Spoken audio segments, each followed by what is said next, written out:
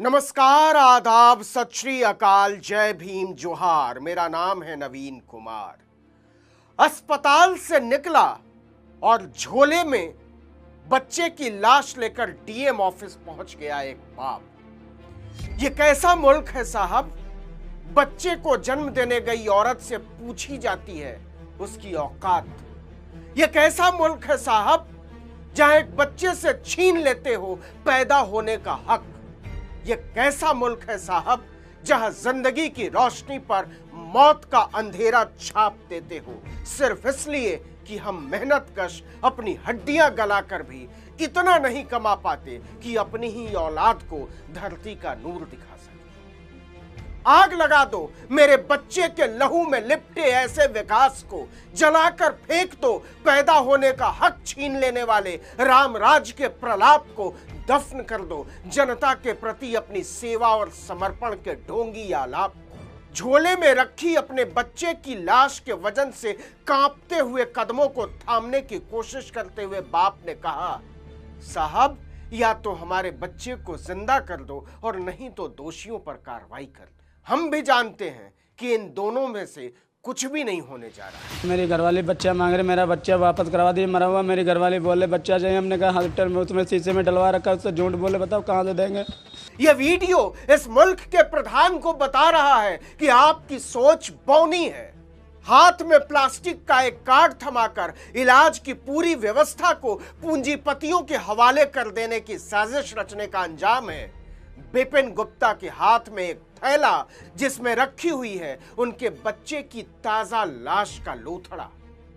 तो बताएं इस मुल्क के निजाम, कृपा निधान और सुल्तान, विपिन गुप्ता के मरे हुए बच्चे का वजन।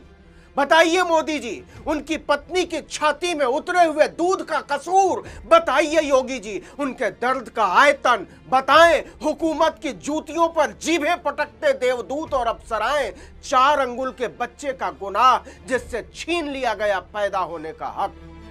तो बताइए साहब, कौन कसूरवार? बताइए साहब, कौन जिम्मेदार? बताइए साहब, क्यों यह हाहाकार? अब जैसे जैसे मेरी घरवाली की तबीयत खराब होती रही ऐसे उनके पैसे बढ़ते रहे। हम बाद को बोले अब यहाँ ओवर हो चुका टाइम, अब मैं नहीं कर सकता हूँ। वहाँ ऊपर से चिल्ला रहे मेरे ऊपर। कुछ कहानियों को कहे जाने की जरूरत नहीं पड़ती, वो खुद बोलती हैं, बिना किसी शब्द के, बिना किसी आवाज के, बिना किसी लाउड स्पीकर या माइक के। ये कहानी वही कहानी है। लखीमपुर के डीएम के सामने झोले में अपने बच्चे की लाश लेकर गिड़गिड़ाते बाप की यह कहानी हिंदुस्तान के सुल्तान के ऐश्वर्य भवन पर छप गई है राष्ट्रपति भवन के गुंबद पर, सुप्रीम कोर्ट की मीनार पर। और यह कहानी चीख रही है, तुम्हारी सामूहिक शक्तियां गरिमापूर्ण जीवन तो छोड़ो, गरिमापूर्ण जन्म लेने की भी गारंटी नहीं दे सकती।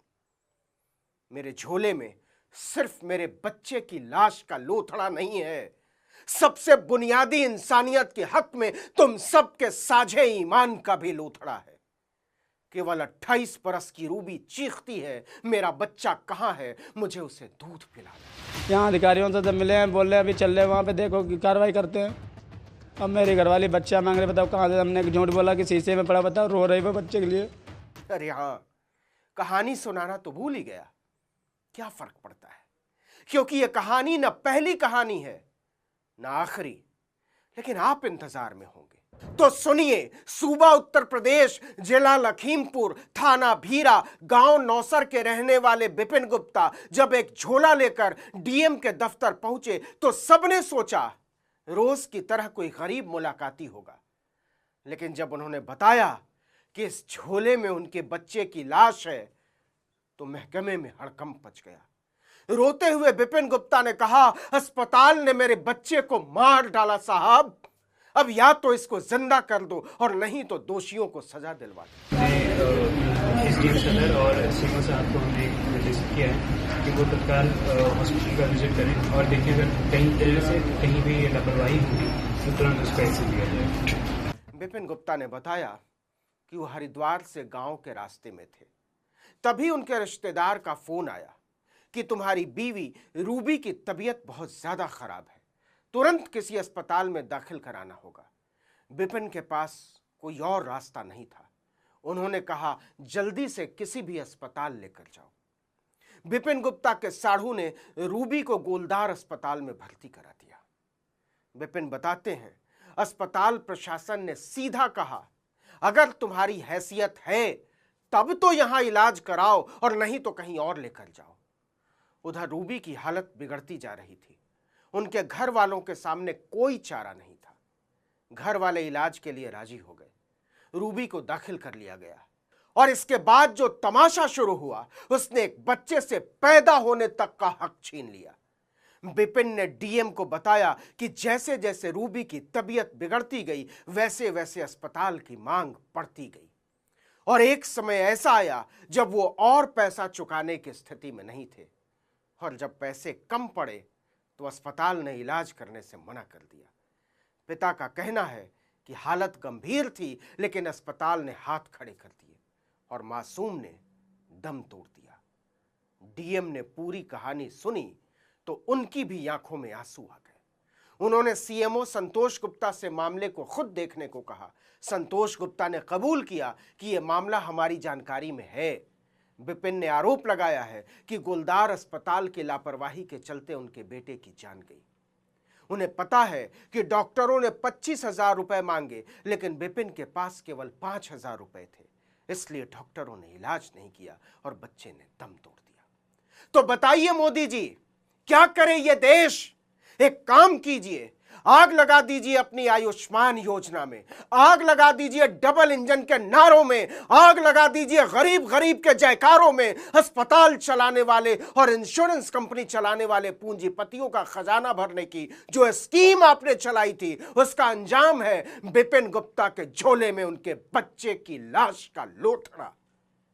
यह झोला प्रधानमंत्री निवास के फाटक पर टंगा हुआ है। यह झोला राष्ट्रपति भवन के गुंबद पर टंगा हुआ है। यह झोला सुप्रीम कोर्ट की मीनार पर टंगा हुआ है और किसी के भीतर यह हिम्मत नहीं जो इस झोले को उतार दे और कह दे कि इस मुल्क की हर स्त्री को गरिमापूर्ण तरीके से बच्चे को जन्म देने की गारंटी हम लेते हैं।